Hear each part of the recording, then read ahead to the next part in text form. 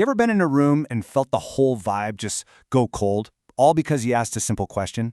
Well, today we're going to dive into this really strange paradox, why the very act of thinking honestly, of just trying to get to the truth, can sometimes leave us feeling completely and utterly alone.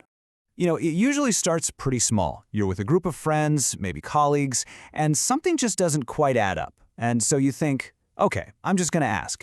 You decide to question an assumption that, honestly, everyone else seems to be accepting without a second thought. And the second you do it, the moment you question an idea, a tradition, or even just some common way of doing things, you can feel it. There's this subtle shift in the air. You're not trying to be difficult. You're not trying to start a fight. You're just asking, why? And that's when it happens. It's funny. People rarely argue back, right? Instead, they just kind of withdraw. The subject gets changed, or all of a sudden you're the one who's overthinking things. And just like that, by simply asking why, you've created this distance you can literally feel. So what is going on here? Why is there a social price for being intellectually honest? And why do we sometimes push away the very people who are just trying to think a little more clearly? To get to the bottom of this, we've got to look at criticism in a totally different way. See, it's not just about attacking an idea. It's actually about reducing illusions. It's about stripping away all the stuff that's false to see what true thing is left standing. But here's where it gets dangerous. The philosopher Friedrich Nietzsche pointed out that groups, well, they aren't just built on facts. They're built on shared stories, on comforting beliefs, on emotional agreements. Basically, the very illusions that hold the whole thing together. So, when you come along and you start questioning one of those illusions, the group doesn't just hear a challenge to an idea. No, they feel an attack on their very identity. To them, the threat feels existential. And trust me, this conflict isn't new. This isn't some modern internet thing. This is an ancient story. Let's take a look at one of the most famous examples in all of history. Way back in ancient Athens, this guy Socrates basically made a career out of asking these incredibly simple but powerful questions. He wouldn't tell people they were wrong. He'd just ask them, hey, can you just explain your most basic beliefs? And for doing that, for pursuing wisdom, he wasn't given a medal. He was sentenced to death. And this right here, this is the fundamental disconnect. The person asking the question, the critic, they're just trying to get to the truth. But the group, they perceive a personal attack. They don't hear your belief might be flawed. They hear you are flawed. And the easiest offense isn't to debate the idea, it's to get rid of the person. But that's only half the story.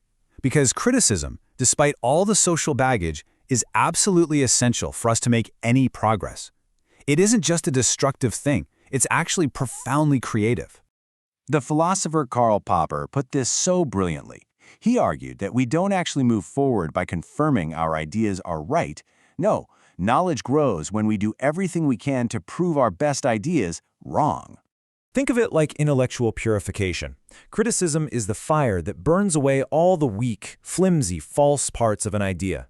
And whatever survives that fire, well, that's what's stronger, more robust, and a whole lot closer to the truth. Okay, so if criticism is this vital, amazing tool, why does it feel so incredibly lonely? This brings us right back to the central paradox of being an independent thinker. There's a really profound and often painful trade-off happening here. The political theorist Hannah Arendt made this amazing point. She argued that genuine thinking isn't really about how smart you are. It's about courage. It's about having the guts to stand apart from the crowd and all of its comfortable collective opinions. And what this creates is a really specific kind of loneliness. It's called intellectual distance. And it's not about being physically by yourself. It's that weird feeling that the more clearly you start to see the world, the fewer people you find who see it the same way. That world of easy agreement, it just starts to shrink. So what's the answer then? Do we just stop asking questions to keep everyone happy? Of course not. The real challenge, the really hard part, is finding a difficult but absolutely crucial balance. Look, here's the bottom line. Criticism without any wisdom is just arrogance, right? But on the flip side, wisdom without any criticism, that just turns into conformity. The real goal is to figure out how to question ideas without attacking people, how to expand our understanding, not just tear down what others believe. When you think about it like that, maybe we've been asking the wrong question this whole time. Maybe the issue isn't really about why they push us away. Maybe the real question we should be asking is about us. And that's the question I want to leave you with. It isn't about blame, it's about courage. Knowing the social risks, Knowing the potential for isolation, are you brave enough to keep asking why? Are you willing to pay the price of thinking freely?